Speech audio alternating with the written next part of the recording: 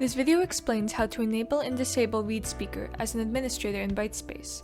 ReadSpeaker improves course accessibility by providing a text-to-speech solution for Brightspace content. ReadSpeaker is off by default and can be turned off or on using the configuration variable d2l.thirdparty.readspeaker.enabled.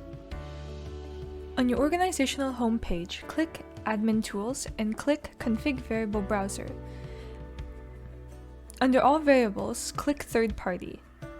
Click ReadSpeaker. Click Enabled. Click Add Value to add an org unit.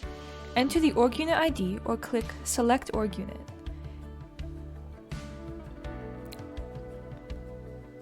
Click Update. Set the value to On and click Save.